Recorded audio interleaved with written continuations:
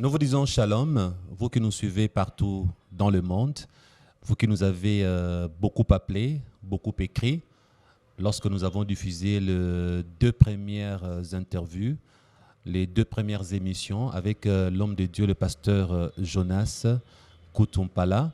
Et aujourd'hui, nous avons improvisé pour pouvoir vous aider. Improviser quoi?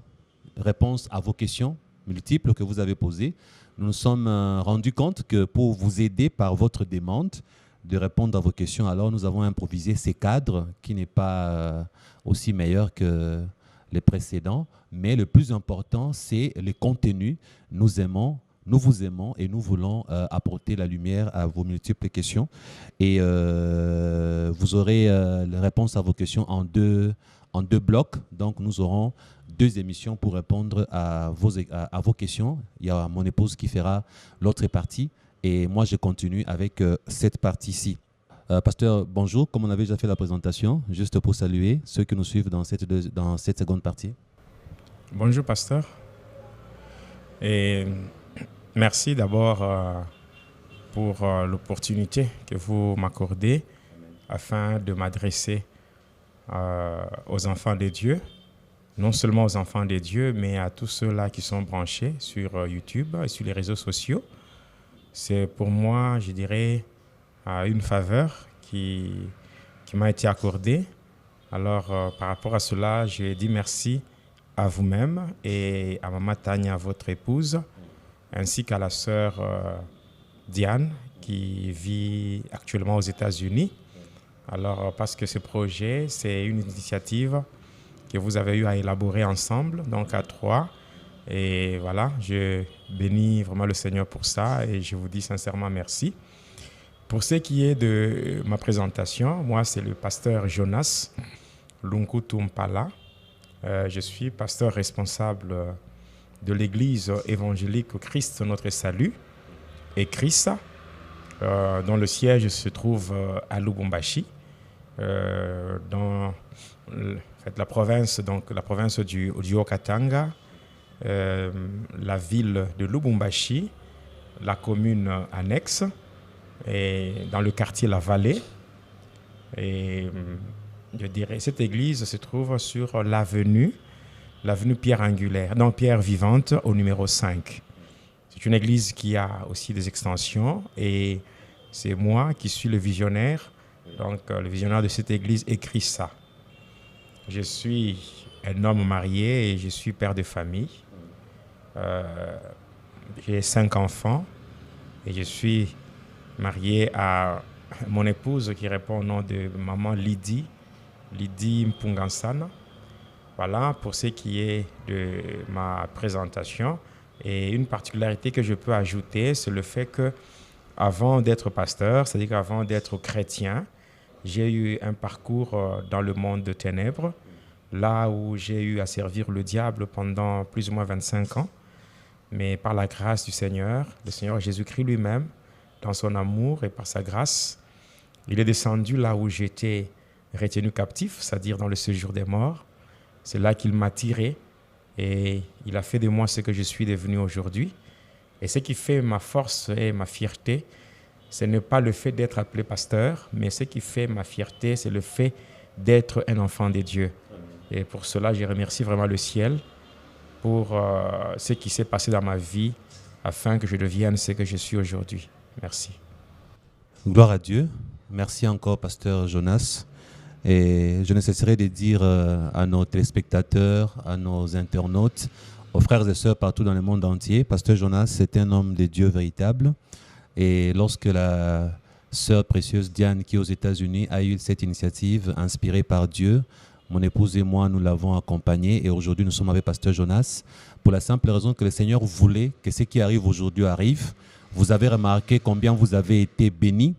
Vous avez remarqué combien vous avez posé des questions et c'est encore grâce à votre amour pour l'œuvre de Dieu, pour votre propre vie spirituelle que nous sommes revenus dans ces cadres pour répondre aux questions. En tout cas, j'aimerais aussi préciser une chose que vous ne savez pas. Le pasteur Jonas ne le fait pas pour de l'argent. Il n'est pas payé pour ça. Il est fait gratuitement. Il donne son temps gratuitement, ainsi que moi-même, j'ai fait aussi gratuitement. Nous n'avons que l'amour de l'œuvre de Dieu. Pasteur Jonas, aujourd'hui, la première question nous vient de quelqu'un qui n'a pas mis son nom malheureusement sur YouTube. La personne a mis témoin de Christ. La personne dit « Gloire à Dieu, merci beaucoup Pasteur Jonas, Pasteur Christian Ben, ainsi que maman Tania.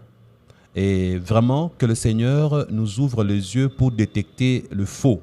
Mais s'il vous plaît, Pasteur Christian Ben, si l'on découvre que Jésus-Christ n'est plus ou pas le Seigneur de notre assemblée, faut-il aller informer les pasteurs qu'on quitte l'Église ou bien le faire en catimini? Si oui, et les autres qui sont restés, faut-il le prévenir, sachant que Jésus-Christ revient bientôt? Faut-il se taire? Donc, si vous avez compris sa question, le pasteur est un faux. Vous découvrez qu'il est sataniste. Vous devez lui informer que vous allez partir, vous allez quitter l'Église ou pas. Et si vous devriez le faire en catimini, qu'adviendra-t-il de ceux qui vont rester?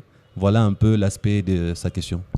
Merci pour cette question qui est vraiment, je dirais, pertinente, mais qui est très importante dans la mesure où c'est une question par laquelle le Seigneur peut sauver encore beaucoup d'âmes. L'objectif poursuivi, passant par ce témoignage, est de faire éclater la gloire du Seigneur, dévoiler les œuvres du diable. Donc, il y a un principe qui dit, ce n'est pas vraiment un principe biblique, mais c'est un principe parmi le principe que moi j'utilise. Mieux connaître Dieu pour le servir et mieux connaître le diable pour le combattre. Donc, quand on dévoile les œuvres de ténèbres, les œuvres du diable, l'objectif, c'est permettre aux enfants de Dieu de connaître comment fonctionne notre ennemi commun, quelles sont ses ruses. Et ayant connu toutes ces choses, on sera mieux situé pour attaquer, donc pour faire la guerre aux puissances de ténèbres ou aux forces du mal. Alors, aujourd'hui, c'est vrai, l'Église du Seigneur, corps de Christ, est vraiment envahie par beaucoup de choses.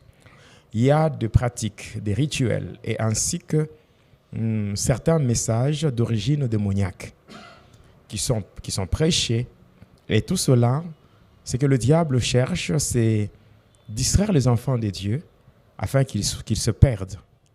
Mais par rapport maintenant à la question qui a été posée, si nous prenons le psaume 103 et le verset 7, la Bible dit « Il a révélé ses voies à Moïse et ses œuvres au peuple d'Israël. » Ici, il y a deux choses. D'une part, il y a le maître et d'autre part, il y a les disciples. On appelle disciple tout élève discipliné qui imite son maître. Alors, il est dit, il a révélé ses voies à Moïse et ses œuvres à Israël. Ici, le maître, c'est Moïse. Et les disciples, ce sont les enfants d'Israël. Donc, Dieu commence par révéler à son serviteur, qui est le maître, afin que lui, à son tour, qu'il transmette ce qu'il a reçu des dieux aux disciples. En lisant même Jean 6, le verset 29, il est dit « L'œuvre de Dieu, c'est que vous croyez en celui qui l'a envoyé. » Ici, c'est vrai, nous savons que celui qui a été envoyé pour le salut de l'humanité, c'est Jésus-Christ. Mais cependant, par rapport à l'Église, l'Église a aussi un envoyé. Un envoyé, c'est celui qu'on peut appeler l'ange de l'Église. D'abord, passant par la définition du mot ange, nous comprenons que la Bible elle-même a été écrite en deux langues. Il y a l'Ancien Testament en hébreu et le Nouveau Testament en grec. En hébreu, ange, on appelle ça malak, et en hébreu, on appelle ça angelos. Mais par rapport à ces deux langues, si nous devons maintenant retourner en français, nous allons voir que les deux noms-là, malak en hébreu et angelos en grec, les deux-là ont la même signification en français. Ça signifie tout simplement envoyer. Donc, l'œuvre de Dieu consiste à ce que vous croyez à celui qui l'a envoyé c'est que quand il y a une église, le pasteur, le berger de cette église, c'est lui l'ange de l'église. Et par rapport à cela, c'est lui qui a été envoyé par Dieu avec un message précis pour communiquer à son peuple. Dieu, quand il veut parler, il ne parle pas à la foule, mais il parle à un homme qui va être l'intermédiaire entre lui, Dieu, et la foule. Il en est de même quand Jésus-Christ a été envoyé dans le monde. Paul nous dit dans 1 Timothée 2,5, il dit, il y a un seul Dieu, il y a aussi un seul médiateur entre Dieu et les hommes, à savoir Jésus-Christ. Donc pendant que Jésus est là, il est le pont. Voilà. Jésus même parlait en disant, le Fils ne peut rien faire que ce qu'il a vu faire le Père.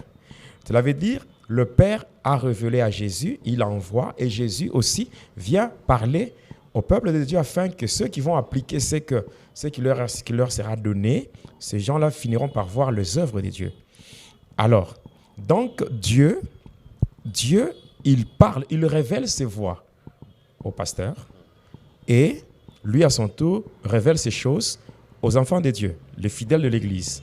Si ces fidèles de l'Église pratiquent ce que leur pasteur leur dit, qui ne vient pas de lui, mais qui vient de Dieu, à ce moment-là, ils verront.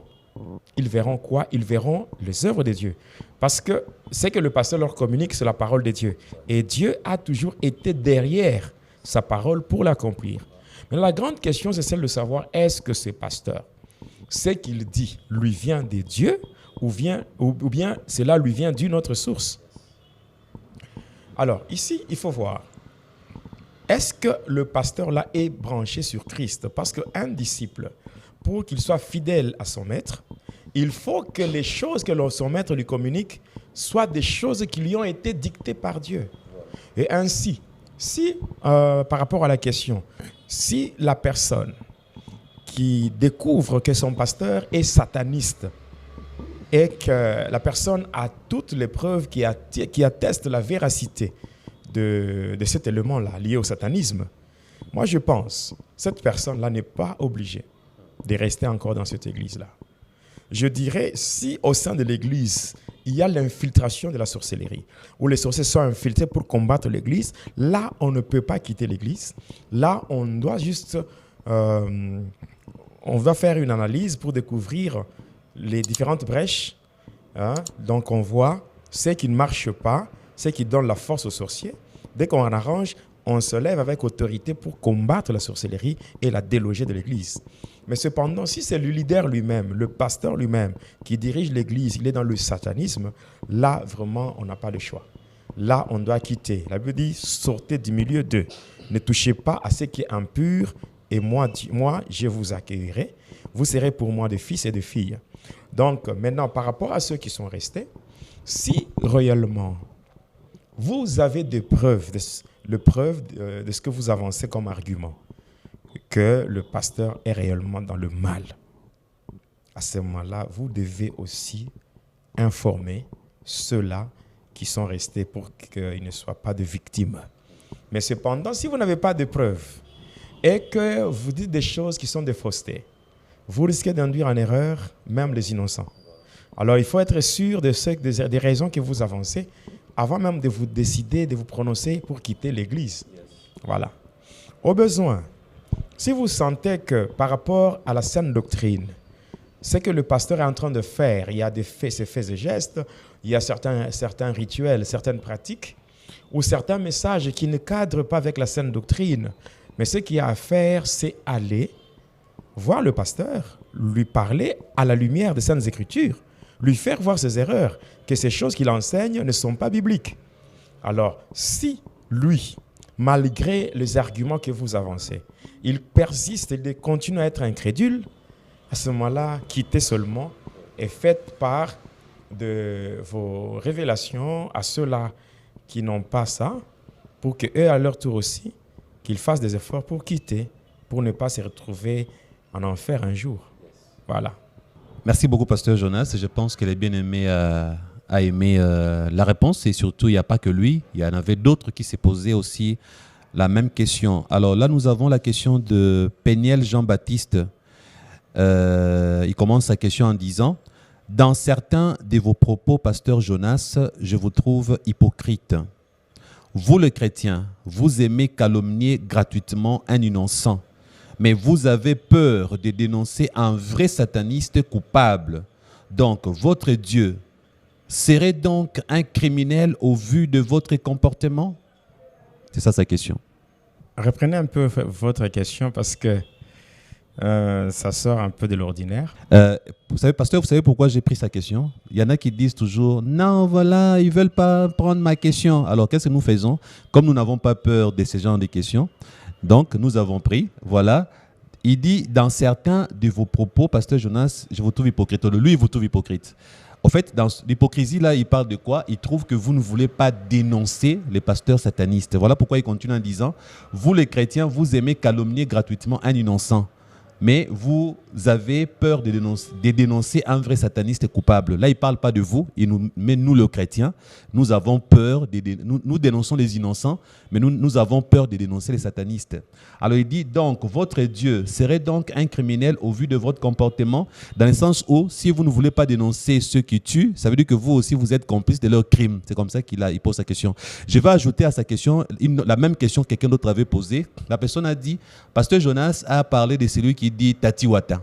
Il dit en disant, vous connaissez celui qui dit qu'il est Tatiwata. Donc, en ce moment-là, pasteur Jonas, c'est un peu comme si vous l'avez cité en disant, lui, c'est un sataniste. C'est ce garçon-là qui disait ça, j'ai oublié son nom. Alors, si on peut associer à ici, lui aussi poser la même question. Pourquoi pasteur Jonas, alors, ne nous citerait pas les autres satanistes qu'il connaît?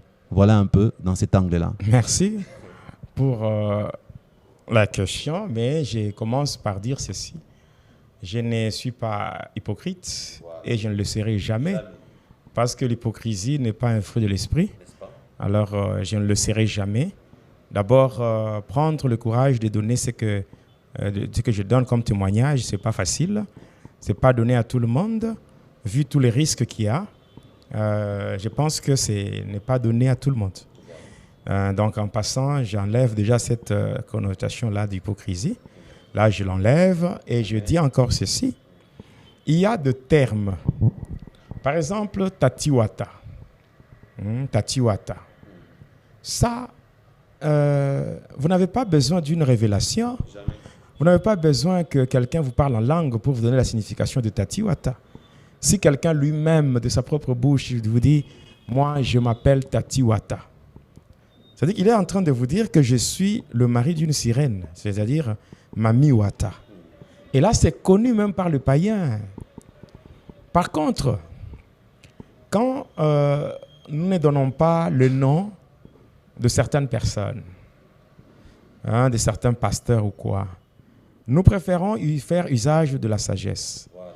La sagesse divine nous pousse à montrer le signe par lequel on peut découvrir les agents de ténèbres. Et d'ailleurs, si vous découvrez que tel pasteur ou telle personne est agent de ténèbres, ça va ajouter quoi dans votre vie? Par contre, ça peut juste susciter votre curiosité. Et non seulement la curiosité, mais ça peut aussi vous pousser à propager des choses qui n'ont rien à voir avec la gloire de Dieu. Voilà. Moi, je pense que les pasteurs satanistes, ils sont nombreux. Et je les connais. Je les connais par leur nom. Et si j'avais reçu de la part du Seigneur la permission de citer les noms des gens, je l'aurais fait volontiers. Mais cependant, le Seigneur ne m'a pas dit ça. Le témoignage que je donne, je ne le donne pas pour la gloire des hommes. Je le donne pour la gloire de Dieu. C'est lui qui m'a dit, va témoigner, ne m'a pas dit de citer le nom des gens. Il m'a dit, en parlant, que je donne des signes qui montrent que tel ou tel sont plongés dans le satanisme. Il suffit seulement d'observer la vie des gens, la vie de certains hommes de Dieu et comparer aux éléments que je donne dans le témoignage. Cela vous poussera vous-même à comprendre que tel n'est pas de Dieu. Et aussi, quand nous ne citons pas le nom, certainement, ce n'est pas seulement le chrétien qui nous suit. Il y a aussi des païens qui nous suivent. Même ces pasteurs satanistes, eux aussi suivent. Et maintenant, qu'est-ce qui va se faire? Le fait qu'ils ne vont pas entendre parler de leur nom, mais ils vont entendre parler de signes qui peuvent facilement permettre aux chrétiens de les démasquer. Je pense qu'ils seront découragés par rapport à ce qu'ils font. Ils sauront maintenant que non, quand je fais ça, les gens vont me trouver suspect. Quand je fais ceci, les gens diront que ça, ce n'est pas de Dieu. On nous a déjà montré des signes. On nous a déjà montré comment les reconnaître. Et là, bien sûr, ces gens-là n'auront plus le courage de continuer à faire clairement ce qu'ils faisaient. Il y en a d'autres qui finiront par prendre la résolution d'abandonner et pourquoi pas devenir aussi de vrais serviteurs de Dieu qui pourront donner aux enfants de Dieu une bonne nourriture pour leur croissance spirituelle. Voilà un peu, pour ma part, la manière dont je préfère répondre à cette question-là. Merci, pasteur. Je vais prendre la suite de la question qui ressemble à la première. Vous pouvez ne pas répondre à ça si la réponse était suffisante. La personne dit « Ces occultistes manipulateurs, lucifériens, satanistes, magiciens, francs-maçons ne sont pas tombés, mais ils sont dans la magie pour envoûter et distraire les enfants de Dieu. » Je me pose ici pour que vous compreniez, il parle de quoi? Vous savez, lorsque nous avons, vous réagissez sur le pasteur qui tombe dans le péché, il y a une procédure biblique, n'est-ce pas? Lui, ici, donne une nuance. Il ne les considère pas comme étant des chrétiens ou des hommes de Dieu qui sont tombés dans le péché. Lui, il déclare qu'au fond, considérez maintenant que nous ne parlons pas des pasteurs qui tombent dans le péché, ni des serviteurs de Dieu, musiciens qui tombent dans le péché, mais considérons que depuis le départ, ce sont des francs-maçons, des satanistes qui ont pris la peau de la brebis, en quelque sorte comme pour dire que le loup est dans la bergerie. C'est dans ce sens-là que la personne a abordé sa question. Et la suite, il dit, Pasteur Jonas, ton cas est différent. Et puis il met, ok, tu étais sataniste, mais pas pasteur sataniste en mascarade. Et puis la personne dit, très différent, ton cas est très différent de ces cas-ci, parce qu'eux, ils sont conscients depuis le départ qu'ils sont en mission pour détruire l'Église en y apportant des feux étrangers. Et là, la personne continue en disant, eux, ils sont des occultistes ou loups en peau d'agneau. Par contre, toi, tu étais né et choisi par les diables pour détruire les humains. Jésus-Christ dénonçait le pharisien en public parce qu'ils avaient l'apparence masquée alors qu'ils étaient des occultistes. Ok. C'est vrai, Jésus avait ce courage-là de les dénoncer. Et aussi, Jean-Baptiste, quand nous prenons Matthieu 3, voyant venir à son baptême le pharisien, le sadducéen, Jean-Baptiste a dit quoi? Race de vipères, qui vous a appris à fuir la colère à venir. Oui, quand Jésus dénonçait, Jean-Baptiste dénonçait, est-ce que je n'ai jamais lu dans la Bible où Jésus citait le nom des pharisiens, où il les appelait nommément? Il dit tel, tu t'appelles tel, voilà, tel. Non, même Jean-Baptiste ne l'a jamais fait. Ils ont parlé des pharisiens en général. Oui. Aujourd'hui, quand nous utilisons le mot pasteur en général, c'est que nous savons qu'il y a de vrais ainsi que de faux. Je veux dire ceci. Sur le musicien qui tombe ou le pasteur qui tombe, il y a ceux-là qui n'ont jamais été pasteurs et qui n'ont jamais été de chrétiens, mais il y a de ceux-là qui ont le talent par rapport à la musique. Mais ce sont des païens tout faits et qui se sont servis de la Bible parce que la Bible contient vraiment beaucoup d'inspiration. Ils ont commencé à faire ce qu'ils font. Au nom de Jésus-Christ, ils se cachent comme de chrétiens, de pasteurs également. Mais il y en a d'autres qui ont été piégés. Parce qu'il y a 3 pièges que le diable utilise pour avoir ceux qui servent Dieu. Il y a probablement le problème de sexe, c'est-à-dire le problème des femmes. Il y a le problème de la gloire qui pousse certaines personnes à devenir des hommes, des pasteurs ou des gens à devenir des orgueilleux. Donc, cette folie de grandeur. Il y a également le problème d'argent. L'argent. Il y a ceux-là qui ont été séduits à cause de l'argent.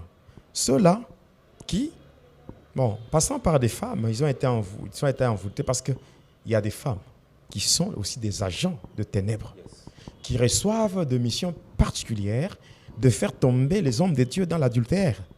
Il y en a. Donc, nous ne pouvons pas mettre tous ceux-là qui sont aujourd'hui agents du diable, nous ne pouvons pas tous le mettre dans le même sac. Il y a ceux-là qui n'ont jamais été serviteurs de Dieu, mais qui se font passer pour serviteurs de Dieu. Mais il y en a d'autres qui ont été piégés. Alors, Ceux qui ont été piégés, il y a aussi moyen de les récupérer. De les récupérer. Ceux qui n'ont jamais été piégés, mais qui servent le diable en âme et conscience, sachant très bien qu'ils sont agents du diable. Oui, le Seigneur est capable de leur accorder la délivrance. Oui, parce que le Seigneur n'a pas abandonné sa gloire au ciel pour venir chercher ceux qui sont bons. Mais il a abandonné sa gloire pour venir chercher ceux qui sont mauvais. Hein, ceux qui étaient déjà perdus, les brebis égarées.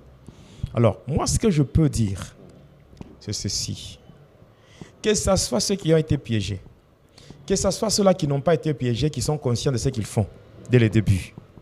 Moi, je pense qu'ils ont le même rituel, ils ont les mêmes pratiques, les mêmes cérémonies et le même message qui sont d'origine ésotérique. Alors, ce qu'il faut faire, c'est montrer aux enfants de Dieu les signes, un, pour découvrir ces agents-là, des deux, dévoiler l'occultisme dans l'Église. C'est-à-dire parler de différents enseignements ésotériques qui se prêchent dans l'Église. Parler aussi de sectes qu'on a pu introduire dans l'Église. Parler aussi des conséquences que les gens peuvent vivre si ils sont aveuglés et qu'ils sont soumis à des personnes pratiquant ces différentes sciences occultes. C'est comme par exemple la magie sainte. La magie sainte, il y a la magie sainte, il y a la Kabbale juive, il y a la magie noire, la magie indienne, il y a d'autres sciences occultes qui sont là et qui sont pratiquées. Il faut dévoiler ces choses. J'aimerais vous dire en passant, il y a des pasteurs qui ont une apparence de piété. Oui. Et vous ne pouvez même pas soupçonner qu'ils sont dans le mal. Jamais. Or, cependant, ce sont des loups. Oui. Maintenant, si nous mettons seulement à citer quelques noms, nous nous mettons seulement à citer quelques noms et laisser les autres, parce qu'ils ont cette apparence-là de piété, hein, et ils ont l'apparence de piété, nous ne les citons pas. Mais ils continueront à ravager les troupeaux, ils continueront à détruire. Alors c'est pour cela, au lieu de parler d'un cas particulier ou d'un groupe restreint de satanistes qui sont déjà connus ou qu'on a déjà démasqués, moi je préfère parler de tous les signes et aussi parler des différentes pratiques, des différents rituels qui se font dans les églises pour permettre à démasquer non seulement ceux-là qui sont connus, mais aussi ceux-là qui ont l'apparence de piété. Il faut qu'eux aussi soient connus. Hein, qu'ils soient aussi connus. J'aime bien cette question qui a été posée. C'est vrai, moi, je n'avais pas demandé à être ce que j'étais. Il y a des gens animés d'une mauvaise foi qui m'avaient fait entrer dans le satanisme sans consulter ma volonté. Mais cependant, notre mission n'est pas seulement de dévoiler les œuvres de ceux-là qui sont connus, mais nous voulons dévoiler tout ce qui est du diable. Dans l'ensemble. Dans l'ensemble, oui. Dévoiler ces choses. Et en fait, avec le temps, et je sais, ce n'est pas pour longtemps, bien sûr, le Seigneur est en train déjà de travailler. Amen. Le Saint-Esprit est à l'œuvre. Nous avons juste déposé la sémence. Voilà. Et le Saint-Esprit est en train d'arroser pour permettre à la sémence de germer et de produire des fruits. Moi, je parle par exemple de Lubumbashi. Il y a des églises. Hein, quand j'ai parlé de l'occultisme dans l'église à la radio, il y a des gens qui ont quitté les églises. Qui ont quitté. Et qui sont venus me voir pour dire, pasteur, qu'est-ce qu'on va faire? Je n'ai pas demandé à ce que vous puissiez quitter vos églises pour venir vers moi. Non. Dans vos quartiers, il y a des églises.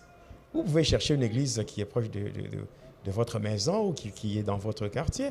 Vous entrez dans une église, que cette église devienne votre église d'attache, mais vous sortez de là où il n'y avait aucune gloire de Dieu. C'est juste ça. Donc, pour moi, c'est ma réponse.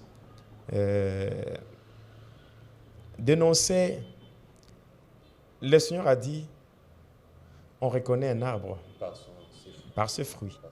Donc, Et les faux serviteurs, on les reconnaîtra par leurs œuvres.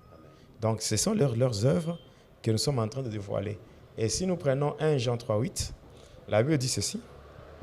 Celui qui pêche est du diable, car le diable pêche dès le commencement. Mais le Fils de Dieu a apparu afin de détruire les œuvres du diable. Mais il n'a pas dit le Fils de Dieu a apparu afin de détruire les agents du diable, les œuvres du diable. Parce que un sorcier privé de la sorcellerie devient un homme normal. Donc, je répète, un sorcier privé de la sorcellerie devient un homme normal. Donc, le Seigneur Jésus-Christ, s'il est mort à la croix, il est mort aussi pour les satanistes. Il est mort aussi pour ceux-là qui sont dans le mal, même ceux-là qui ont été initiés par erreur ou par accident, bien sûr, d'une manière inconsciente. Ils sont retrouvés, maintenant ils sont conscients de ce qu'ils sont. Alors, le Seigneur aussi est mort pour eux. Si je reviens par exemple à mon propre cas, n'eût été la grâce du Seigneur. Aujourd'hui, je ne serais pas pasteur. Je ne serais pas là devant vous en train de vous parler sur ceci ou cela. Donc, quand j'étais encore dans le mal, je croyais que j'avais raison.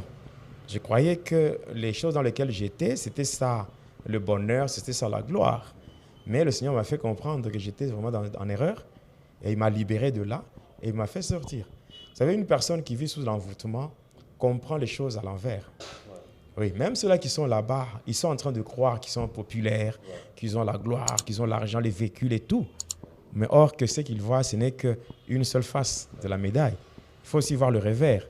Maintenant, par nos prières, nous qui constituons l'Église, il y a des moments où nous prions pour l'Église corps du Christ. C'est-à-dire, toutes les églises se mettent à prier et à demander au Seigneur d'agir, de libérer les âmes qui sont encore emprisonnées, ceux qui sont dans les ténèbres, les sorciers, les magiciens. Quand nous prions comme ça, le Saint-Esprit agit à gauche, à droite et dans le monde entier. Le Saint-Esprit touche les cœurs, même des satanistes, des francs-maçons et tout. Il y a quelqu'un dernièrement qui a donné sa vie au Seigneur, qui est maintenant aux États-Unis. Il était dans le nouvel ordre mondial des Illuminati. Il était dans des degrés très élevés. Il va savoir le témoignage, mais finalement, il a donné sa vie au Seigneur. Il a donné sa vie au Seigneur étant aux États-Unis. Il a donné sa vie au Seigneur. Moi, je ne l'ai jamais rencontré. Mais, ce que nous disons, le Saint-Esprit aussi fait son travail. Nous faisons notre part en dévoilant. Et le Saint-Esprit aussi qui a reçu le mandat de convaincre et de toucher les cœurs, il est aussi à l'œuvre en train de faire ce qui est juste pour la gloire de Dieu. Merci beaucoup, pasteur. Comme par coïncidence, il y a une question de JR Reb Clémil. Bon, je sais, il y a beaucoup de gens qui mettent autre chose que leur nom sur YouTube. Il dit, et vous, et le pasteur Christian Ben, il y a quelque chose de changé en vous. Pourquoi? Cet aspect des questions, je n'ai pas compris. S'il y a quelque chose qui est changé en nous, ça ne peut être que quelque chose de bien, de positif. Et si vous faites allusion à moi, je comprends rapidement que vous faites allusion à ce que avant, je n'étais pas comme ça, je vous comprends. Je suis ce pasteur qui ne fréquentait pas des ex-satanistes, je comprends. Mais lui, je répète encore, ne voyez pas en lui que l'image d'un ex-sataniste. J'ai eu à parler avec lui quand nous avons commencé. J'ai dit, pasteur Jonas, je vous poserai des questions qui n'ont rien à voir avec le monde des Satan, parce que vous êtes pasteur. Et j'aimerais que les gens sachent et découvrent que vous n'êtes pas ex-sataniste, mais vous avez un appel, le ministère que Dieu vous a donné, d'être pasteur. C'est alors que là, il y a pasteur Jonas, retenez cette question, vous allez répondre tout à l'heure. Il y a quelqu'un qui s'est permis maintenant de dire, pasteur Christian, mais ne trouvez-vous pas que tous ceux qui étaient avec Satan, en tout cas quand ils se convertissent, ils aiment toujours devenir pasteurs. Alors là, il a posé la question, pourquoi les ex-satanistes aiment toujours devenir pasteurs et certains, on voit que dans le ministère pastoral, ils ne sont pas allés loin. Qu'en est-il du pasteur Jonas? Il a écouté votre question, il va vous répondre. C'est peut-être la même personne, vu qu'ici, ce sont des codes. Quand vous m'avez appelé, c'était un autre nom. Alors, dans cette question ici, il ajoute, par rapport à ce que vous venez de dire, nous avons besoin de condamner les œuvres parce que Jésus ne nous a pas demandé de tuer le sorcier, mais de dénoncer les œuvres des ténèbres, au besoin de gagner aussi les sorciers pour en faire des disciples de Christ. Alors lui ici, il dit, quand l'Esprit de Dieu s'est posé sur Élie et que Élie tua le prophète de Baal, avait-il péché de le tuer? Ça, c'est sa question, pasteur. Oui, merci d'abord. une fois de plus, par rapport à la question, qu'est-ce qui a changé dans nos vies? Or, moi personnellement, en fait, il faut être quelqu'un qui m'avait vu quand j'étais encore agent du diable, hein, et me voir aujourd'hui. Vous allez témoigner. Avant que je ne puisse témoigner, vous allez vous-même témoigner par rapport au changement que le Seigneur a opéré dans ma vie. Il y a beaucoup de choses qui ont changé. Beaucoup de choses. La liste est vraiment longue. Je ne saurais pas tout énumérer. C'est que le Seigneur m'a transformé. Il a fait de moi une nouvelle créature. Quelqu'un qui sait comprendre la parole de Dieu et quelqu'un qui sait appliquer et qui sait vivre dans la crainte de Dieu. Ça, c'est ce que je peux donner comme résumé, passant par ce qui a changé dans ma vie. Je crains Dieu, je mène une vie de sanctification et je sers le Seigneur de toutes mes forces. Alors, passant par la question où il dit, le frère dit, pourquoi tous ceux-là qui ont quitté le ténèbre sont devenus ou cherchent seulement à être des pasteurs? Bon, je peux répondre facile. C'est une question vraiment très facile. Colossiens 1,16, tout a été créé par lui et pour lui.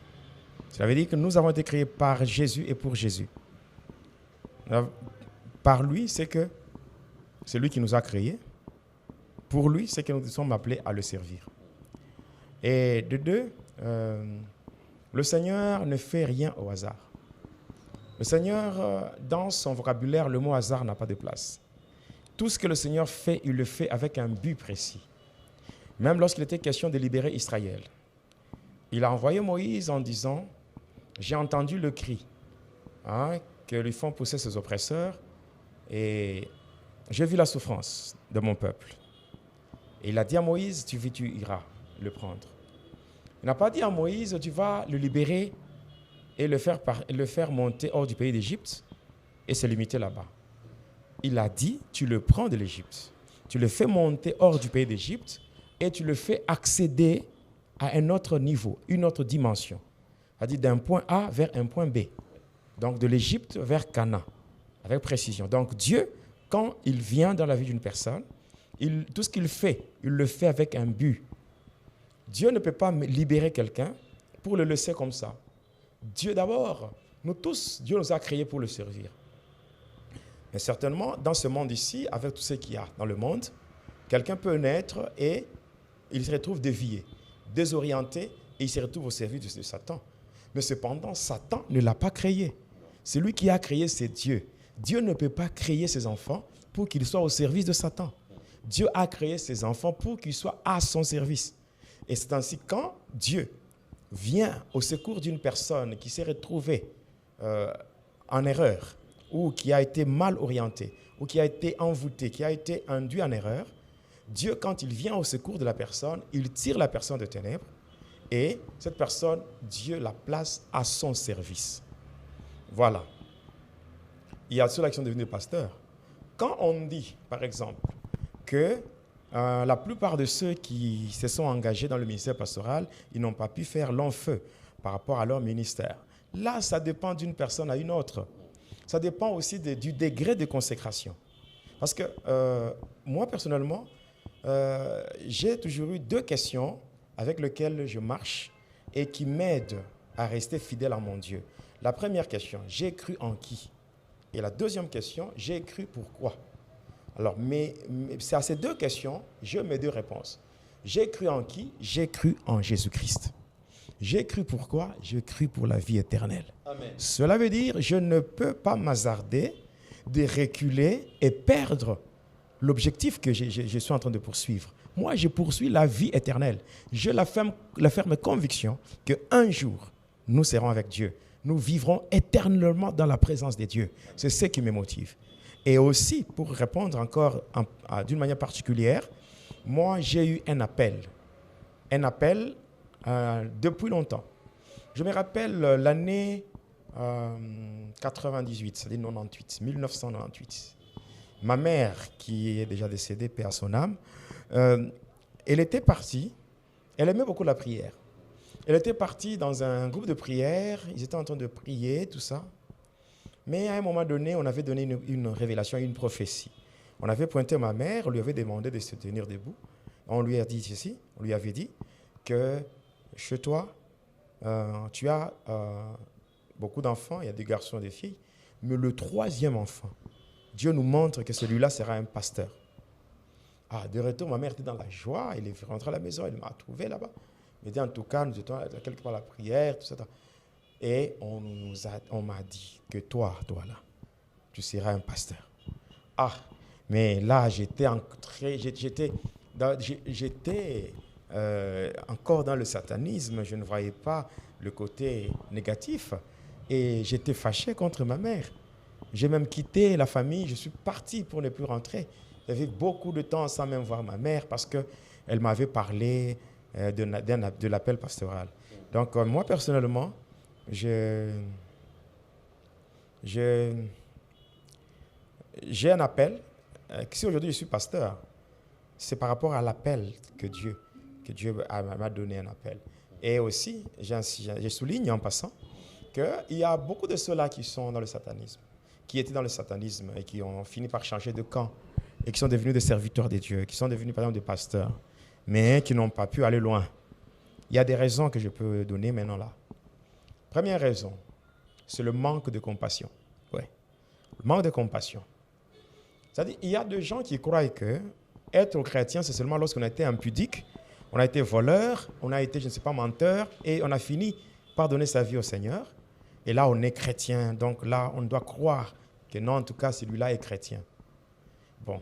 Mais si quelqu'un était dans le satanisme, quelqu'un dans la sorcellerie ou dans la magie, lui aussi donne sa vie à Jésus, on commence à le traiter comme si il est comme un parasite, je ne sais pas. Donc, aujourd'hui, dans le corps du Christ, permettez-moi le terme, dans le corps du Christ, il n'y a plus l'amour. Oui. Comment le Seigneur a dit, allez partout et faites de toutes les nations mes disciples. Maintenant, quand vous prêchez l'évangile, les gens qui sont dans le mal croient à cet évangile. Mais quand ils viennent au Seigneur, vous commencez à le maltraiter. Vous commencez à manquer de l'amour à leur égard. Et ça décourage. Il y a de ces gens-là qui se refroidissent, qui disent en tout cas, moi si je savais que c'est comme ça dans l'église, je ne pouvais pas me convertir. Vous voyez ça. Il y a aussi d'autres qui sont butés à certaines difficultés. C'est le côté financier. Donc, on voit, quand on était dans le mal, on avait de l'argent, on avait ceci, cela. Mais il y a d'autres qui ne supportent pas le désert. Parce que même Israël, après sa délivrance, le Seigneur n'a pas permis qu'il passe par le pays de Philistins, qui était un chemin le plus court. Mais le Seigneur a permis que Israël puisse passer par le chemin du désert. Or, le désert, c'est une école. C'est l'école de brisement. C'est une école qui fait que l'orgueil qu'on avait, passant par le désert, l'homme soit dépouillé de cet orgueil et qu'il devient humble. Parce que selon Jacques 4,6, la Bible dit « Dieu fait grâce aux humbles, mais il résiste aux orgueilleux ». Donc, lorsqu'on a l'orgueil du monde, l'orgueil de la vie, passant par toutes les choses négatives que la personne a reçues de la part de Satan par rapport à son parcours, il faudra que la personne soit dépouillée de ces choses afin que l'humilité soit dans la personne pour qu'elle soit bénéficiaire des faveurs divines. Donc, il y a cela aussi. Donc, le problème de brisement. Le problème du désert. Vous savez, le désert, c'est une école, l'école de brisement qui comporte 5 classes. La première classe, c'est ce qu'on appelle la classe de la mer Rouge. Donc, c'est là. C'est la mer Rouge qui sépare Israël de l'Égypte. Donc, c'est le symbole ou l'image du baptême. Donc, devenir une nouvelle créature. Après cela vient la classe de Mara, la classe de l'amertume, où tout devient amer, tout ne marche pas. Même Israël, au niveau de Mara, l'eau était amère, mais il fallait prendre un morceau de bois, jeter ça, un morceau d'arbre, jeter dans l'eau pour qu'elle devienne douce. C'est-à-dire que quand les choses deviennent compliquées, ça devient amer, il faut s'attacher à Jésus-Christ. L'arbre de vie, c'est Jésus, qui fera ce que les choses amères deviendront douces. Après, il y a ce qu'on appelle la classe de Élim. Élim, c'est ce qu'on appelle, on appelle ça un repos passager. C'est-à-dire qu'il y a certaines personnes, quand ils quittent la souffrance, ils arrivent à un niveau où ils commencent à voir quand même que les choses commencent à bien marcher, ils oublient. Ils oublient que ça, ce n'est pas le terminus. Parce qu'au niveau des limes, il y avait des palmiers et tout. mais la promesse de Dieu par rapport au terminus. Le terminus, c'est Canaan, le pays où coule le lait et le miel. Le lait et le miel n'est pas à confondre avec le palmier qui était là, les oasis et tout. Mais c'est un repos passager. Il arrive que le Seigneur peut, à un certain moment, faire assez que vous puissiez quand même vous sentir à l'aise. Et ça, ce n'est pas le terminus ou la finalité. Il y a après Élim, il y a ce qu'on appelle le col de Sinaï ou le col d'appartenance, le col de la loi, où Dieu vous donne sa loi. Et c'est passant par la loi qu'une alliance est conclue entre Dieu et son peuple. Il dit, je vous donne la loi. Et je fais alliance avec vous. Je deviens votre Dieu et vous devenez mon peuple. Le col de Sinaï. Après cela vient ce qu'on appelle le col de Jourdain, qui est juste le col de souvenir et de témoignage, où on prend maintenant l'arche, la parole de Dieu, on la place devant, et passant par la parole, on voit que les eaux de Jourdain se sont fendues pour laisser à Israël le passage d'entrer jusque dans son héritage qui n'était autre qu'Canaan. Donc si maintenant on prend cette parole de Dieu, on la met en pratique, on commence à vivre selon cette parole, là, ça nous permet d'accéder à notre héritage. C'est ce que le Seigneur a fait comme promesse pour nous. Alors, beaucoup, ces différentes classes de l'école de brisement, ce n'est pas tout le monde qui accepte ça. Ce n'est pas tout le monde qui est prêt. Voilà pourquoi il faudra que ceux qui sont dans le corps du Christ puissent avoir l'amour et la compassion des âmes. Quelqu'un qui quitte le ténèbre, premièrement, il a quitté, il sort d'une souffrance. Des deux, il y a une pression que le diable met sur cette personne pour l'étouffer et pour la décourager afin de faire marche en arrière pour être exécuté. Mais si au sein du corps du Christ, il n'y a pas l'amour, il n'y a pas la compassion, voilà pourquoi beaucoup de gens tombent. Je vais dire encore, moi que vous voyez, moi qui témoigne aujourd'hui, combien de pasteurs ont eu à m'utiliser pour leurs intérêts? Oui. Ils ont eu à m'utiliser dans des églises. Il y a des églises que j'ai trouvées qui étaient vraiment par terre. Mais il y a des pasteurs qui ont eu à m'inviter. J'ai témoigné, j'ai prêché dans leurs églises et nous avons vu que les églises étaient restaurées, même numériquement, même financièrement. Oui. Mais après, c'est triste. Après avoir fait tout ce travail, le même pasteur se sont mis pour faire des polémiques contre ma personne, faire de ceci ou cela, tout ça.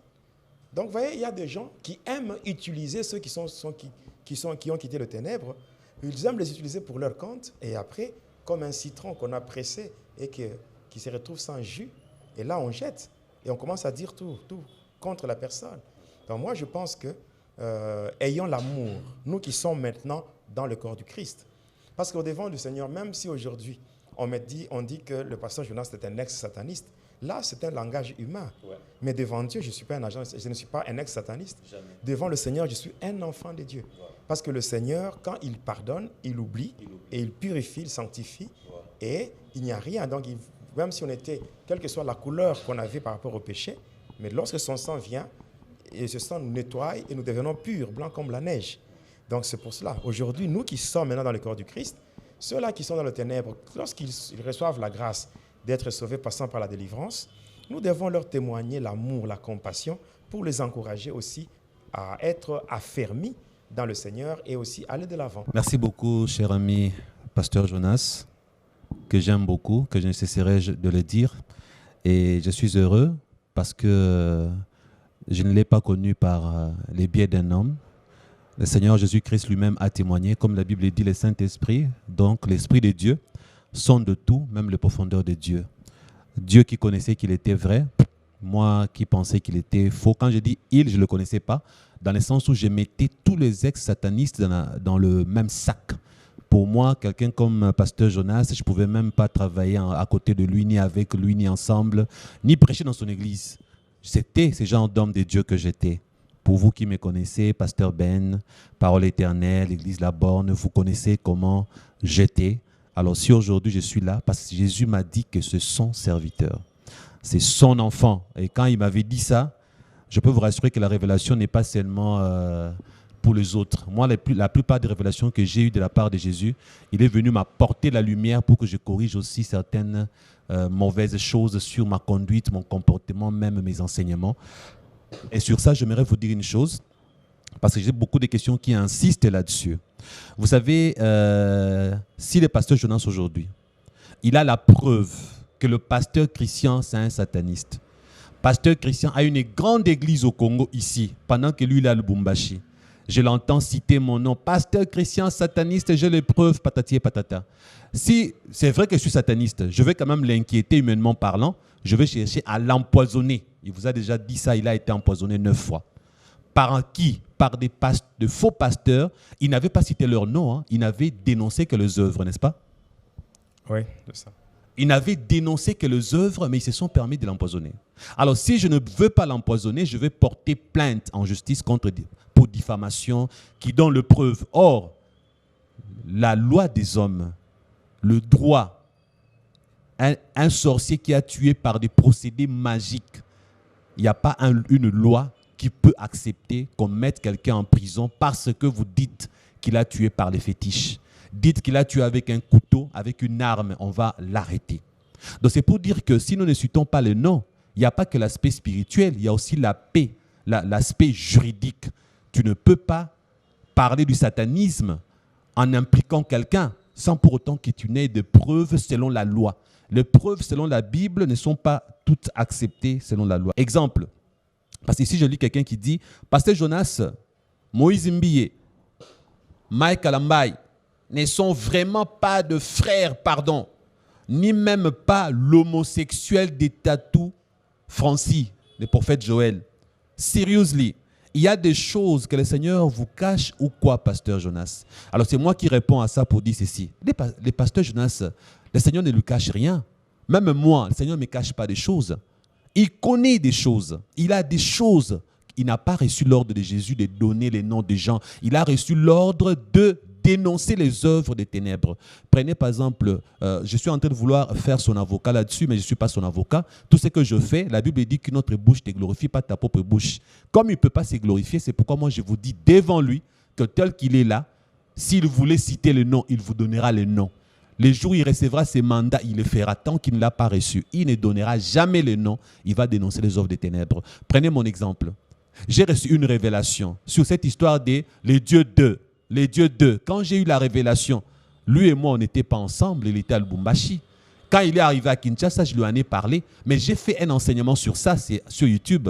Je vous mettrai l'extrait pour que vous puissiez écouter, où j'ai dénoncé cette histoire de les dieux d'eux, les dieux d'eux. Leur Bible est codifiée. Le mot que vous entendez ne signifie pas ce que vous entendez. Laissez-moi vous faire une démonstration. La Bible dit par exemple qu'il n'y a qu'un seul médiateur entre Dieu et les hommes, à savoir Jésus-Christ. Alors qu'est-ce que ces pasteurs-là font? Ils vont prendre l'exemple du Dieu d'Isaac, de Jacob et d'Abraham pour vous demander de prier leur Dieu. C'est pourquoi vous avez des églises où, au lieu que les gens prient Dieu directement, ils préfèrent prier les dieux de leur pasteur. Ils préfèrent prier au nom du Dieu de leur pasteur. Avez-vous compris? La Bible dit qu'il n'y a qu'un seul médiateur, Jésus-Christ, entre les hommes et Dieu. Ce qui veut dire que s'il faut prier, Jésus a dit quoi? Jésus a dit, tout ce que vous demanderez à mon Père en mon nom, il vous sera donné. Parce que je suis le seul médiateur. Le salut passe par moi. La Bible n'a pas dit, priez les dieux de votre pasteur comme intermédiaire pour que vous puissiez recevoir quelque chose. Jésus a dit, tout ce que vous demanderez à mon Père en mon nom, il vous sera donné. Parce qu'il est le seul médiateur. Lorsque un pasteur te dit, prie le Dieu de Nema, Nema Sikatenda. Connais-tu le Dieu de Nema Sikatenda? Oui, il t'a dit que son Dieu, c'est le même Dieu que d'Isaac et de Jacob. C'est ce qu'il a dit. As-tu la preuve? Comment veux-tu croire facilement ce qu'il te dit que c'est la vérité? Au lieu de croire la Bible te dit l'intermédiaire, c'est Jésus. Prie directement Jésus. Tu veux prier le Père? Prie Dieu en passant directement par Jésus. C'est le seul intermédiaire. Quand quelqu'un te dit, prie le Dieu de Nema, cela veut dire qu'il est en train de te faire dévier. Cela veut dire que tu n'es pas en train de prier directement le Père. Tu n'es pas en train de prier directement le Père de Jésus. Tu passes par un intermédiaire. Et s'il t'a menti, si le Dieu de Nema n'est pas le vrai Dieu et que c'est Brahma, et que c'est Vishnu, et que c'est Shiva, si le dieu de Nema est à vrai dire un démon, je dis bien si, c'est au conditionnel. Cela veut dire en croyant à Nema, en priant le dieu de Nema, tu es en train de prier le démon. Tu es en train de prier le dieu de Nema qui est peut-être Brahma, Vishnu et Shiva. Parce que tu as cru en ce qu'il t'a dit, au lieu de croire en ce que la parole de Dieu dit. Pourquoi les hommes et femmes croient facilement leur pasteur que la Bible? Parce que leur esprit est en prison. Pourquoi les hommes et femmes croient facilement les doctrines de leur pasteur? Parce qu'ils ne connaissent pas les Saintes Écritures. Ils croient aux hommes au lieu de croire en Dieu. Ils obéissent aux hommes de Dieu au lieu d'obéir à la parole de Dieu. Frères et sœurs. Et lorsque j'ai dénoncé, j'ai donné des exemples. Dieu des chrétiens, prions au nom des dieux de Walesa, les dieux de Moïse Mbiye, les dieux de Nebasikatenda. Quand je cite leurs noms, supposons que ces gens arrivent à me porter plainte. Ils vont perdre le procès. Pourquoi? Parce que je dénonce leurs œuvres. J'ai dit que cette procédé, c'est du satanisme. Ça, c'est la Kabbale. Mais je n'ai pas dit qu'eux, ils étaient satanistes. Si c'est qu'ils font sur le satanisme, à eux d'abandonner ou à eux de continuer. Mais même s'ils vont en procès contre moi, ils ne vont pas vaincre parce que je ne les ai pas traités de satanistes. Donc, en tant que journaliste de formation, j'ai aussi beaucoup étudié comme le pasteur Jonas. Nous ne sommes pas que des pasteurs. Vous me connaissez, vous qui m'avez connu avant, vous savez que je suis journaliste. J'ai fait aussi la sociologie. Donc, nous sommes des gens qui avons étudié. Nous savons ce que nous sommes en train de faire. Frères et sœurs, soyez-en sûrs, surtout toi les bien-aimés Adrienne Zaïga. Je n'ai pas lu tous tes messages. Je me suis abstenu de le lire parce que là, tu es vraiment à côté de la plaque et que le Seigneur t'aide parce que là, quand tu t'en prends au pasteur Jonas pour penser que le Seigneur lui cache des révélations, alors fais vraiment attention. Le pasteur Jonas a dit aussi une chose. Parfois, vous péchez sans vous en rendre compte par vos commentaires. Pasteur Jonas, à vous. J'aimerais juste ajouter quelque chose. Il ne faut pas pousser le pasteur Jonas à mentir. Amen. Le Seigneur n'a pas encore arrêté de délivrer les gens. Il m'a délivré en mon temps et il continuera à délivrer d'autres. Et même ceux-là qui doivent, donc même ceux-là que le Seigneur doit délivrer en ce temps, ils sont là. Peut-être hier, il a encore délivré quelqu'un d'autre. Si je prends le pasteur Moïse Mbiye, il est encore jeune comme nous tous. Le frère Mike Kalambaye, le frère Michel Bakenda. Moi, quand j'ai donné ma vie à Jésus, le pasteur Moïse Mbiye n'était même pas pasteur. Non. D'ailleurs, même par rapport à sa musique, il n'était même pas bien connu. Non. Mike Kalambaye de même, Bakenda, bon, même pas. Bon, moi, j'ai donné ma vie à Jésus-Christ. En 2003. Est-ce que Moïse Mbiye était pasteur? Non. Kalambaye était connu? Non. Bakenda? N'en parlons même pas. C'est quelqu'un qui commence à faire surface. C'est vers les années, je ne sais pas, 2014. Ouais. Voilà. Surtout 2015. 2015. Il commence à faire surface. Donc, vous voulez me demander à moi qui ai donné ma vie au Seigneur vers les années 2003, voilà, de donner des preuves sur des gens qui, ils sont dans le satanisme. Ils sont venus après vous. Après ma délivrance. Maintenant, vous voulez quoi? Que je me mette à fabriquer un témoignage contre eux? C'est insensé. C'est insensé. Et d'ailleurs, pour un peu vous orienter, si vous avez des preuves qui attestent que ces gens sont des satanistes, il y a plusieurs chaînes sur YouTube. Passez et donnez vos éléments que vous avez contre ces gens. Voilà. Vous ne pouvez pas quand même m'imposer, par le simple fait que je suis passé dans le satanisme, vous ne pouvez pas m'imposer de témoigner ou de condamner des gens par rapport à des choses que je ne connais pas. Moi, je donne des signes. C'est clair. Et après, par rapport à ces gens, il y a des gens qui sont proches de ce gens-là, des personnes concernées, de Pasteur Mbiye, de qui encore, Mike Kalambaye, de Bakenda. Il y a des gens qui sont prêts ou bien qui sont proches de ce gens-là, qui peuvent peut-être donner des preuves qu'ils ont ou qui peuvent attester la véracité donc, du satanisme dans lequel ils se retrouvent.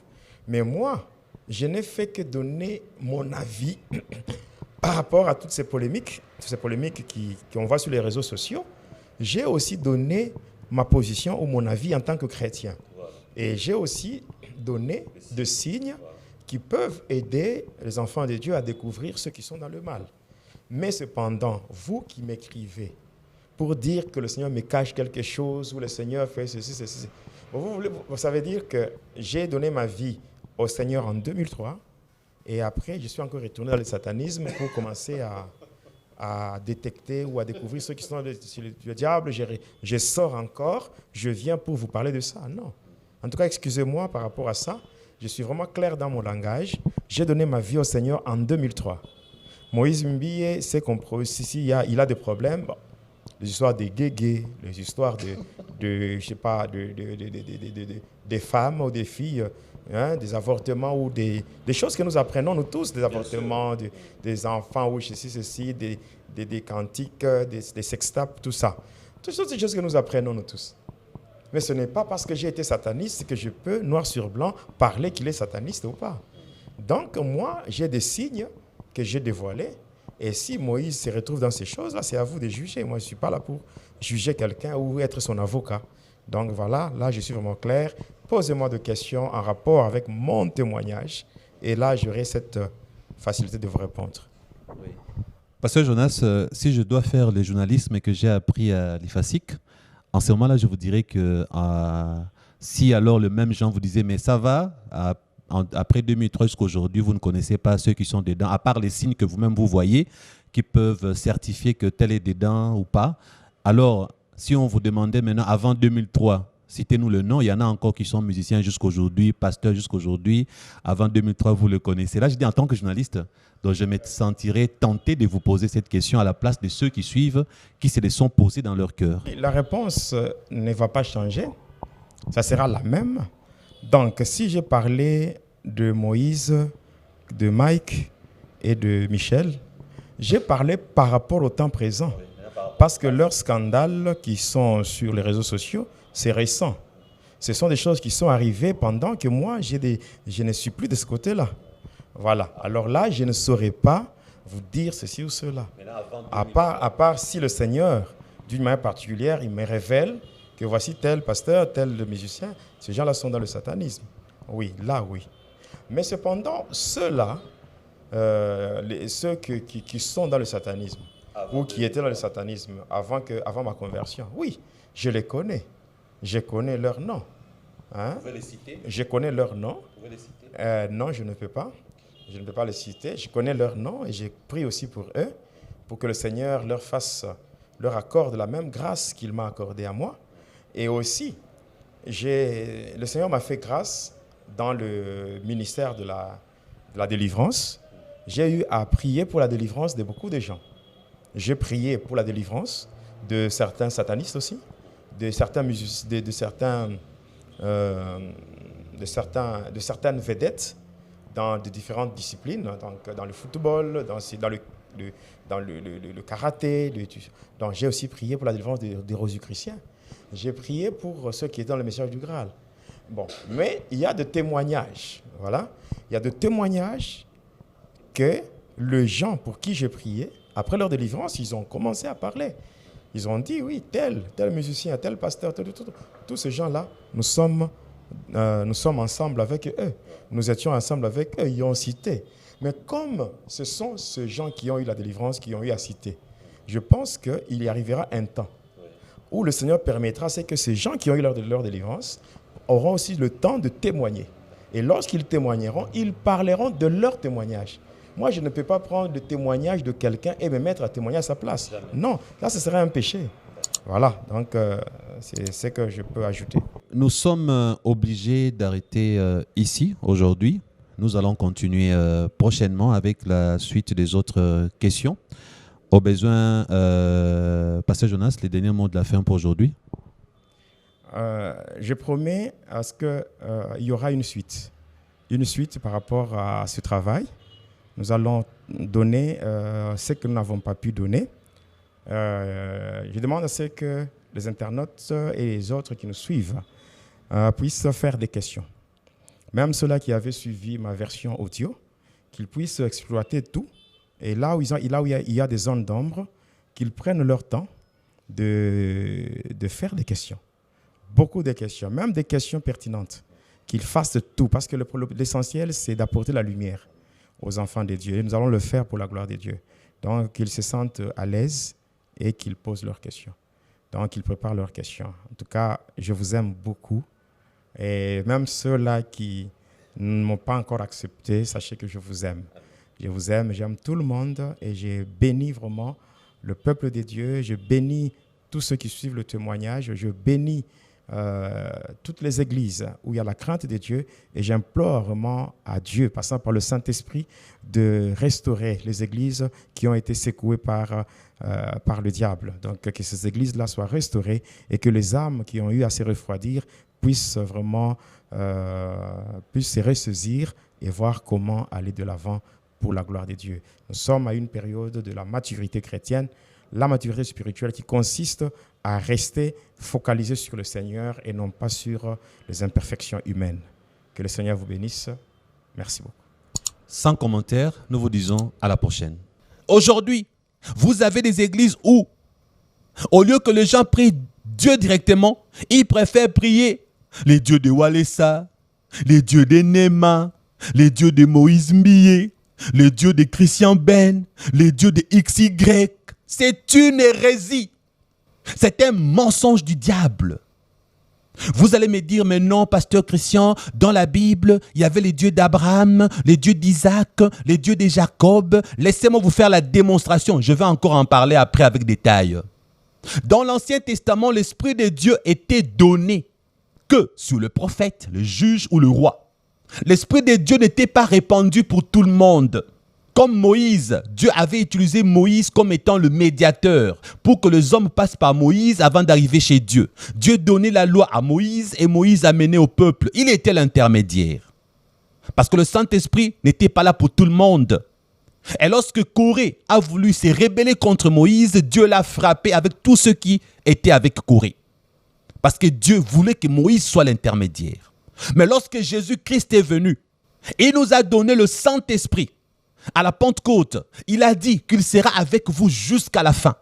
Désormais, nous n'avons plus besoin d'un autre intermédiaire à part Jésus-Christ. À l'époque où Jésus n'avait pas existé, les gens ont eu besoin d'Abraham, ils ont eu besoin d'Isaac, ils ont eu besoin de Jacob, ils ont eu besoin de Moïse. Voilà pourquoi ils ont eu à prier les dieux d'Isaac, d'Abraham et de Jacob. Mais aujourd'hui, nous avons Jésus, l'unique médiateur, qui nous a donné le Saint-Esprit pour que nous tous nous passons directement par son Père, en demandant tout en son nom, Jésus-Christ. C'est lui qui te dit, prie les dieux de Nema, t'es ment. C'est lui qui te dit, prie les dieux de Walesa, t'es ment. C'est lui qui dit, prie les dieux de Christian, t'es ment. Tu n'as pas besoin de prier le Dieu de quelqu'un. Tu as besoin de prier le Dieu, Père de Jésus-Christ, l'Éternel des armées. C'est lui qui a dit dans Jean 3,16, j'ai aimé le monde et j'ai envoyé mon fils. Prie le Dieu là au nom de son fils Jésus et non pas au nom de Nema, non pas au nom de Walesa, non pas au nom de Christian Ben, non pas au nom de je ne sais qui d'autre. Arrêtez avec ça. Ce sont des mensonges du diable, frères et sœurs. Vous savez ce qui se passe pour les gens qui ne connaissent pas la parole de Dieu. Dans leur tête, ils croient réellement qu'ils prient le vrai Dieu, le Père de Jésus, créateur des cieux et de la terre. Mais la Bible dit que l'ignorance n'est pas une excuse. Mon peuple périt faute de connaissances. Ce n'est pas parce que tu es conscient, ce n'est pas parce que tu ignores que tu es excusé. Les dégâts spirituels sont causés dans ta vie. Ton ignorance n'étant pas une excuse, tu seras frappé par les esprits mauvais qui te poussent à croire une telle chose. Ton ignorance n'étant pas une excuse, tu vas périr en priant le Dieu de Nemasikatenda, en priant le Dieu de, je ne sais pas qui, de Christian Ben, en priant le Dieu de Walesa, en priant le Dieu de je ne sais qui, quel Dieu tu pries. Tu seras frappé malgré ton ignorance, frères et sœurs. Vous n'avez pas de problème, mais eux, ils savent. Eux, ils sont conscients de vous induire en erreur. Vous pensez que votre pasteur est innocent. Peut-être qu'il a commis une erreur. Non, lui, il a bien expliqué que son Dieu fait des miracles, que son Dieu l'a visité, que son Dieu lui a parlé. Oui, mais si son Dieu lui a parlé, si c'est le même Dieu qui t'a créé, pourquoi ce même Dieu ne peut pas se révéler à toi par toi-même en lisant ta Bible. Pourquoi ce même Dieu? Jésus a dit, entre dans ta chambre, ferme la porte et prie. Le Père qui est dans le secret, il t'écoutera, il va t'exaucer. C'est ce que Jésus a dit. Est-ce que Jésus est menteur? Pourquoi tu dois seulement prier son Dieu à lui pour être exaucé? Pourquoi tu dois mettre ta foi en lui? Arrêtez de croire aux hommes. Arrêtez de placer votre confiance dans les hommes de Dieu. La majorité d'hommes de Dieu sont devenus des satanistes. Si vous placez votre confiance en eux, vous irez en enfer. Ils vont vous dévier du trajectoire tracé par Dieu. Vous serez perdus pour avoir accepté de croire ce qu'ils vous prêchaient au lieu de croire ce que la parole de Dieu dit. Eux, ils savent qui ils servent. Ils connaissent les dieux qu'ils prient. Dans le secret, dans sa chambre, es-tu là quand il prie son Dieu? Peut-être qu'il prie un démon. Es-tu là dans le secret de sa chambre? Es-tu là lorsque lui met ses genoux par terre pour invoquer? Es-tu sûr qu'il ne te ment pas? Comment peux-tu croire facilement à un homme que croire la parole de Dieu? Pourquoi aimes-tu croire en ton pasteur aussi aveuglément? Les faux pasteurs savent qu'ils vous induisent en erreur. Ils le font par malice car votre ignorance est leur force. Donc, sachez que vous êtes en train de prier Satan malgré votre ignorance. Car la Bible dit que mon peuple périt faute de connaissances. Et en plus, lorsque tu pries un intermédiaire, tu pèches, tu deviens idolâtre. Parce que la Bible défend de prier quelqu'un d'autre. La Bible défend d'avoir un autre intermédiaire en dehors de Jésus-Christ. Les manques de connaissances tuent. Laissez-moi vous donner encore d'autres détails. Dans l'Ancien Testament, comme je le disais, l'Esprit de Dieu n'était pas donné à tout le monde. Il y avait une poignée d'hommes qui recevaient l'Esprit de Dieu pour des missions spéciales. Ces hommes-là étaient des prophètes ou des juges, parfois des sacrificateurs ou des rois. C'est pour cette raison-là que, dans l'Ancien Testament, on pouvait avoir plusieurs médiateurs qui menaient vers Dieu. Je vous ai dit par exemple Moïse, Abraham, Isaac et Jacob. Oui, on pouvait prier le Dieu d'Abraham, d'Isaac et de Jacob. Ces trois hommes-là étaient une sorte de médiateurs entre Dieu et les hommes, et Moïse aussi. Mais voilà, c'est qu'annonçait déjà l'Ancien Testament.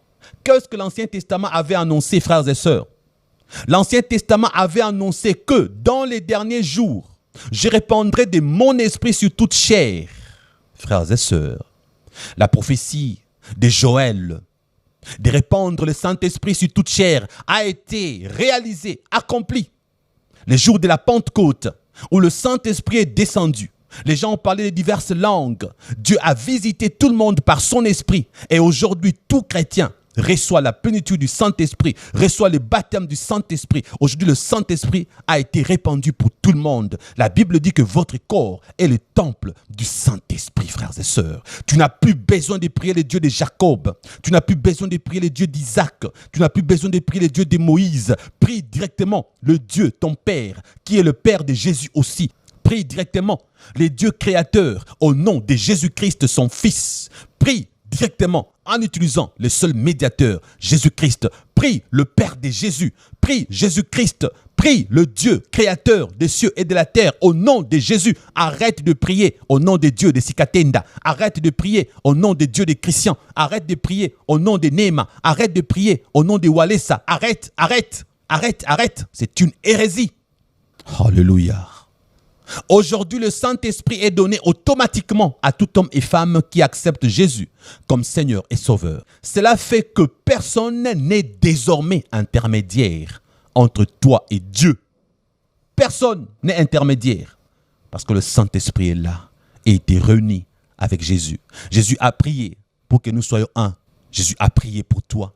Dans Jean 17, la prière sacerdotale, où il a déclaré que nous serons un comme lui il est un avec le Père. Désormais, tu peux toi-même passer directement chez Dieu sans avoir besoin d'un prophète comme Moïse. C'est pourquoi la Bible dit qu'il n'y a désormais qu'un seul médiateur, je le répète encore. Moïse était choisi par Dieu pour être le médiateur entre le peuple hébreu et Dieu. C'est pourquoi, lorsque Corée avait voulu s'en prendre à Moïse, Dieu l'avait frappé lui et tous ceux qui étaient d'accord avec lui. Oui, Moïse fut médiateur entre Dieu et les hommes, mais cela n'existe plus. Abraham fut médiateur, David aussi, mais désormais ça n'existe plus.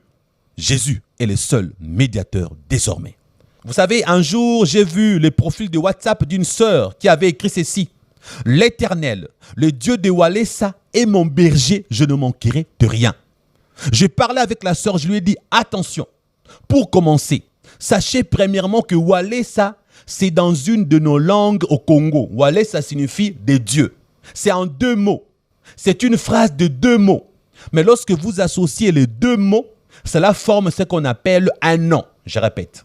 Lorsque vous associez les 2 mots, cela forme ce qu'on appelle un nom. Et lorsque cela devient un nom, c'est quel genre de nom? On appelle ça le nom composé. Devenu un nom composé, cela veut dire que ça identifie un individu, une personne. Donc dans leur église, leur pasteur s'appelle aussi Walesa. Cela devient son nom. Et lorsque là écrit, l'Éternel, les dieux de Walesa est mon berger. La question que je lui ai posée, connais-tu les dieux qui prient ton papa pasteur? Si lui, il prie le vrai Dieu, sache que tu n'as pas besoin de passer par le vrai Dieu, par lui. S'il prie le vrai Dieu, ne prie pas son Dieu, parce que le vrai Dieu là qu'il prie, c'est aussi ton Dieu. Prie directement le Dieu de ton pasteur sans citer par ta bouche que je prie le Dieu de mon pasteur. Dis que je prie mon Dieu, parce que toi aussi tu as cru au même Dieu que lui. Tu n'as pas besoin de prier au nom de son Dieu. Maintenant, s'il t'avait menti, qu'il priait le vrai Dieu, dès l'instant où tu pries son Dieu, tu es en train de prier le faux Dieu que lui prie en te mentant qu'il priait le vrai Dieu. Avez-vous compris? Frères et sœurs, retenez donc, un nom désigne une entité spirituelle ou une personne physique. Comme la sœur sait que son pasteur est appelé aussi Walesa, cela signifie qu'il parle du Dieu de son pasteur. Maintenant, comme je l'ai répété tout à l'heure, si ton pasteur t'a menti, tu seras en train de prier le faux Dieu de ton pasteur. Je répète, même si ton pasteur prie le vrai Dieu, tu n'as pas besoin de prier son Dieu. Parce que s'il prie le vrai Dieu est aussi ton Dieu. Apprends à prier directement ton Dieu et non pas à mentionner l'Éternel, le Dieu de Walesa est mon berger. Ça, c'est un péché. Parce que tu as mis un autre intermédiaire que celui dont la Bible parle, l'unique et le vrai Jésus-Christ. Pourquoi ne pas dire l'Éternel, le Père de Jésus-Christ est mon berger et je ne manquerai de rien? Pourquoi ne pas dire ça? Pourquoi dire l'Éternel est Dieu de Walesa est mon berger? Aberration, bêtise et péché. Le péché qu'elle avait commis était qu'elle priait Dieu par un intermédiaire qui est qui? Son pasteur. Ou alors qui est qui? Les dieux de son pasteur que personne ne connaît. Son pasteur dira, j'ai prié le vrai Dieu. C'est ce qu'il dit. Est-ce que c'est vrai? Personne ne sait. En plus, Jésus-Christ avait dit clairement, tout ce que vous demanderez au Père en mon nom, il vous le donnera. Maintenant, elle, ce qu'elle faisait, elle priait Dieu, le Père de Jésus-Christ, au nom de son pasteur. Accepter un autre médiateur que Jésus-Christ, c'est de l'idolâtrie. Frères et sœurs, elle devient automatiquement idolâtre au même titre que ceux qui vénèrent la Vierge Marie. Et lorsque tu deviens idolâtre, tu n'entreras pas dans le royaume des cieux. Parce que tu idolâtres la personne de ton pasteur. Parce que tu idolâtres le Dieu de ton pasteur, ne sachant pas qui il est réellement. Les idolâtres n'hériteront pas le royaume des cieux. Ce n'est pas parce que tu refuses avec ta bouche, je ne suis pas idolâtre, je ne suis pas idolâtre, que tu ne l'es pas. D'ailleurs, qui accepte d'être idolâtre? Même les idolâtres vous diront non, nous ne sommes pas des idolâtres, nous on n'adore pas Marie, on n'est pas des idolâtres, c'est les gens qui nous appellent comme ça, nous on la vénère. C'est ça qu'ils vont vous dire. Qui accepte d'être assassin? Non, je ne suis pas assassin. Qui accepte d'être voleur? Personne n'accepte d'être voleur. Personne ne l'accepte, ce n'est pas parce que tu refuses d'être ce que tu es que tu ne l'es plus. Tu es idolâtre, toi qui pries les dieux de Néma. Tu es idolâtre, toi qui pries les dieux de Walesa. Tu es idolâtre, toi tu pries les dieux des chrétiens. Tu es idolâtre, tu pêches.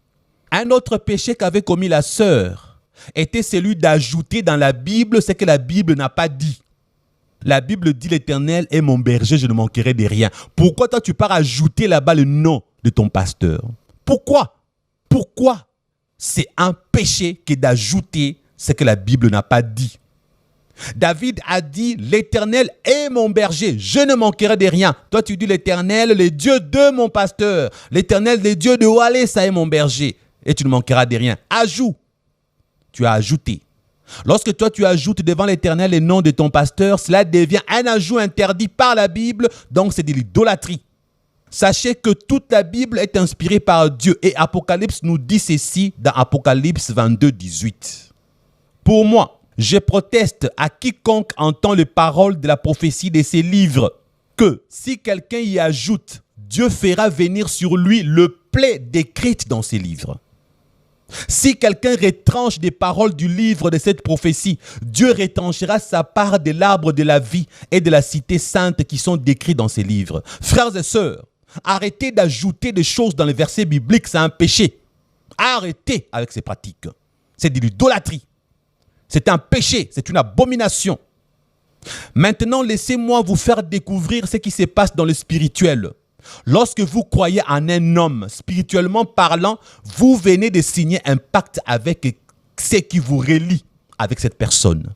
Je répète, lorsque vous croyez en un homme de Dieu, lorsque vous mettez votre confiance aveugle sur ce qu'il enseigne, vous croyez sans discuter, sans réfléchir, spirituellement parlant, vous acceptez que cet homme de Dieu, qu'il vous fasse tout ce qu'il veut au cas où il n'est pas de Dieu et qu'il travaille avec Satan.